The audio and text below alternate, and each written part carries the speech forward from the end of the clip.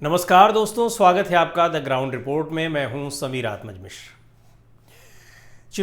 लोकसभा चुनाव के 4 फेज हो चुके हैं, 3 फेज बचे हुए हैं, 3 चरण बचे हुए हैं। और जो चुनावी भाषणों का तरीका है वो भारतीय जनता पार्टी या एनडीए और इंडिया दोनों का बिल्कुल एक अलग ढंग का दिखाई पड़ रहा है। अलग ढंग का मैं इसलिए कह रहा हूं कि कई चीज़ें ऐसी हैं जो विपक्षी नेता जो कुछ बोल रहे हैं या जो कुछ कर रहे हैं उसकी प्रतिक्रिया के स्वरूप, उसकी प्रतिक्रिया में एनडीए नेताओं के और ख़ास तौर से प्रधानमंत्री नरेंद्र मोदी के भाषणों का एक तरह से कह लीजिए कि कंटेंट तैयार हो रहा है। अभी कल राहुल गांधी ने किसी एक सभा में एक तंज कसा प्रधानमंत्री नरेंद्र मोदी पे। नरेंद्र मोदी जी ने कुछ जगहों पे खटाखट की बात कही कि ये ऐसा हो जाएगा और चुनाव हारने के बाद विपक्षी नेता खटाखट भागेंगे। तो राहुल गांधी ने एक तंज कसा। उन्होंने कहा कि मैंने अडानी अंबानी की बात की, पीएम मोदी ने अगले ही दिन अपनी जनसभा में इसकी बात की। हमने कहा कि हम महिलाओं के खाते में खटाखट पैसा भेजेंगे, उन्होंने अगले दिन अपनी सभा में खटाखट वाली बात की। आप बताइए मोदी जी से क्या बुलवाना है? मैं आज बोलूंगा, पीएम मोदी कल वही बात बोल देंगे। ये रायबरेली की एक रैली में राहुल गांधी ने ये बात कही। लेकिन इस चीज़ से, और चूंकि ये जो उन्होंने जो उदाहरण दिए, 2-3 उदाहरण, वो सीधे तौर पर दिखाई पड़ रहा है। और ये पहली बार नहीं है और केवल राहुल गांधी के भाषणों का जिक्र नहीं है या राहुल गांधी ने जो कुछ कहा हो उसकी प्रतिक्रिया में या उसके अनुसार या उससे संबंधित उन्होंने बातें अपनी जनसभाओं में कही, बल्कि लगातार पहले फेज के बाद से ही या उसके पहले से भी ये हो रहा है कि प्रधानमंत्री विपक्ष के नेताओं के बयानों के आधार पर अपने बयान, अपने भाषण तैयार कर रहे हैं और दे रहे हैं। आपको ध्यान होगा कि तेजस्वी यादव ने नवरात्र के एक दिन पहले हवाई जहाज़ में उन्होंने कुछ नॉनवेज मछली वगैरह एक उसके साथ एक ट्विटर पर एक वीडियो डाला था। उसमें दिखा रहे थे कि ये है। अगले ही दिन उसकी चर्चा सोशल मीडिया में हुई और प्रधानमंत्री जी के भाषणों में वेज नॉन वेज यानी शाकाहारी मांसाहारी जैसी बात आ गई। और ये बात प्रधानमंत्री जी ने वहाँ बोली, उस जम्मू कश्मीर में बोली जहाँ की ज़्यादातर लोग मांसाहारी हैं। तो चुनाव में शाकाहार, मांसाहार, और चूंकि भारत का एक बड़ा हिस्सा ऐसा है जहाँ की मांसाहारी लोग हैं, शाकाहारी तो बहुत कम लोग हैं।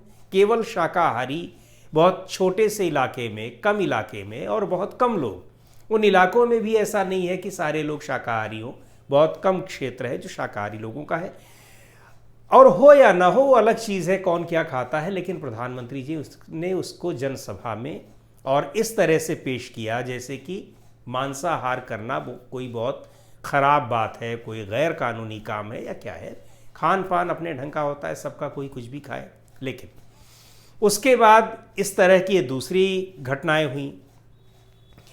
फिर आपको पता होगा कि कांग्रेस के एक नेता सैम पित्रोदा ने ये डिस्ट्रीब्यूशन ऑफ वेल्थ की बात की। वो अमेरिका की बात कर रहे थे, लेकिन चूंकि वो कांग्रेस पार्टी से जुड़े हुए थे और कांग्रेस के एक तरह से कह लीजिए कि वो एक टेक्निकल वो सलाहकार भी रहे हैं। हालांकि उसके बाद उन्होंने इस्तीफ़ा दे दिया कांग्रेस पार्टी से। कांग्रेस पार्टी ने उनको जो अपना एक पद दिया हुआ था overseas president of Congress party का, वो उस पद से उन्होंने इस्तीफ़ा दे दिया। लेकिन उनकी बातों को लेकर के प्रधानमंत्री जी ने कहा कि ये जो डिस्ट्रीब्यूशन ऑफ वेल्थ की बात हो रही है तो उसको उन्होंने संपत्ति से जोड़ करके और क्या क्या जोड़ करके ये जो तमाम मंगलसूत्र बांट देंगे, भैंस बांट देंगे, ये इन सब चीज़ों का रास्ता वहीं से निकला। और ये कहा कि कांग्रेस पार्टी ने ये सब बातें अपने मैनिफेस्टो में लिखी, अपने घोषणा पत्र में लिखी।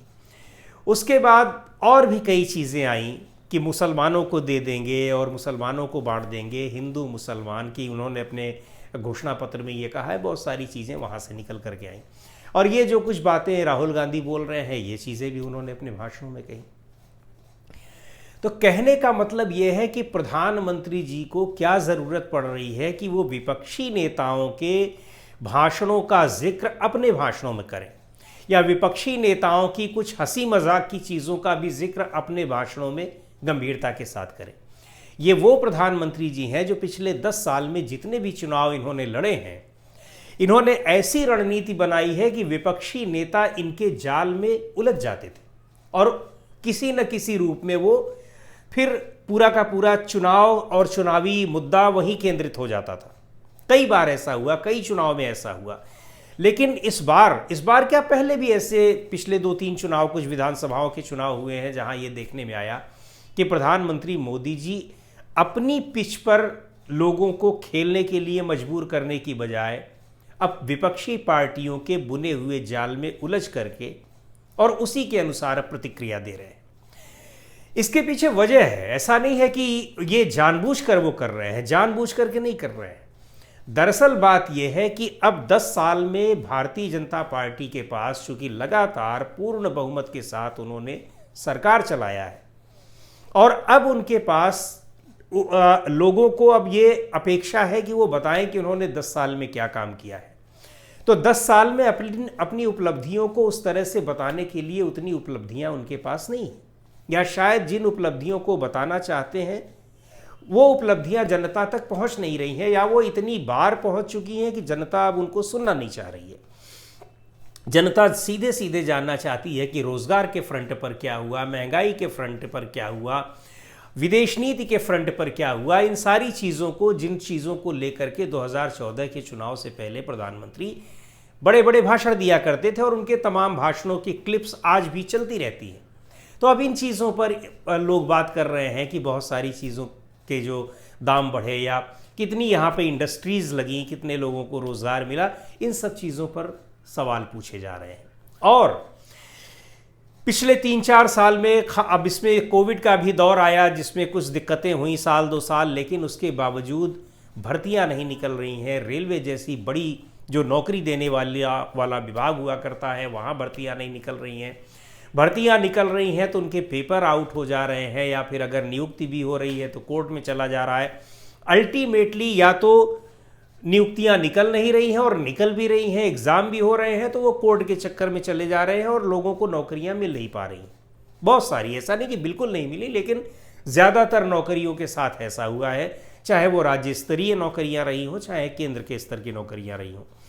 तो इन सारी चीज़ों पर लोग अब जवाब मांग रहे हैं, उस तरह के जवाब नहीं है। इसलिए मजबूरी में प्रधानमंत्री जी को या तो फिर हिंदू मुसलमान जैसी बातों को लाना पड़ रहा है, और चूंकि उनको भरोसा भी है कि ये एक ऐसा मुद्दा है जिस पर हम लगातार लोगों को मोबिलाइज करते रहे और अपने समर्थकों को हम एकजुट करते रहे, वोट लेते रहे, तो या तो उन मुद्दों पर आ रहे हैं या विपक्षी नेताओं के भाषणों पर, उनकी आलोचना पर अपना समय खर्च कर रहे हैं, भाषणों में उनका जिक्र करके कर रहे हैं। और या फिर उनके पास ये भी है कि और सारी चीज़ें अब वो कितना कहें, तो विपक्ष के नेताओं की बातों को या विपक्ष के कार्यकाल को, पुराने कार्यकाल को लोगों को याद दिला रहे हैं। पर अब क्या है कि लोगों की ये बातें समझ में आ गई हैं। और दूसरी ओर विपक्षी नेताओं की ओर से किस तरह से प्रहार हो रहे हैं, विपक्षी नेता भी अपने मैनिफेस्टो की बात कर रहे हैं। और देखिए, कांग्रेस, भारतीय जनता पार्टी के नेता खुद अपने मैनिफेस्टो की बात नहीं कर रहे हैं कि हमारे मैनिफेस्टो में क्या है, हमारे घोषणा पत्र में क्या है, हमारी अब आगे की योजनाएं क्या हैं। हाँ, योजना के बारे में ये बताते हैं प्रधानमंत्री जी कि अगर जब हम तीसरे टर्म में आएंगे, और वो इस विश्वास के साथ कहते हैं कि जैसे वो इस तीसरा टर्म उनका आ ही रहा है। 400 पार की बात थोड़ा आप कम करने लगे हैं, लेकिन थर्ड टर्म की बात अब भी कर रहे हैं। और उसमें क्या कर रहे हैं, क्या हो जाएगा, देश को हम कहाँ ले जाएंगे, वो सब चीज़ें पीछे हैं। उनका यह है कि सारे विरोधी नेता, जो विपक्षी नेता है, वो सारे के सारे जो है हम उनको बर्बाद कर देंगे, जेल में डाल देंगे, उनको सबक सिखा देंगे। तो ये तो ठीक बात है कि अगर कोई भ्रष्टाचार में, किसी अपराध में पकड़ा गया है, जेल जाएगा, सज़ा दी जाएगी, अपनी जगह है। लेकिन पिछले 10 साल का जो रिकॉर्ड है कि जिन लोगों के ऊपर भ्रष्टाचार के आरोप लगे और उसके बाद वो भारतीय जनता पार्टी में शामिल हो गए, तो उनके सारे पाप और अपराध धुल गए। तो अगर उस तरीके से ये आगे आप थर्ड टर्म की योजना बना रहे हैं, तो ये तो बेसिकली एक धमकी देना है, और ये एक निगेटिव पॉलिटिक्स है कि हम आएंगे तो विपक्षी लोगों को ऐसा कर देंगे, या तो उनको अपनी पार्टी में शामिल होने के लिए मजबूर कर देंगे, या तो फिर उनको हम जेल भेज देंगे। तो ये चीज़ उनका अपना जो चुनावी वादा है वो इस रूप में दिखाई दे रहा है। विपक्ष, खासतौर पर कांग्रेस पार्टी, अपने मैनिफेस्टो के जो वादे उनके हैं, जो योजना लेकर के आ रहे हैं कि 1 लाख रुपए देने की, या फिर अभी उन्होंने घोषणा की कि हम आएंगे तो राशन जो 5 किलो दिया जा रहा है उसको बढ़ा करके 10 किलो करेंगे, तो वो, और शिक्षा के क्षेत्र में क्या करेंगे, रोज़गार की गारंटी दे रहे हैं कि पहली नौकरी पक्की। इस तरह की जो गारंटीज़ हैं वो लोगों तक जो है वो असर कर रही हैं, उनका प्रभाव पड़ रहा है। और आपने अपने मैनिफेस्टो में ऐसी कोई योजना बनाई ही नहीं। अगर बनाई होती तो आप उनका जिक्र करते, उनको लेकर के आते। तो ये सारे कारण हैं जो अब प्रधानमंत्री को और भारतीय जनता पार्टी को मजबूर कर रहे हैं कि वो विपक्षी पिच पर आकर के खेलें।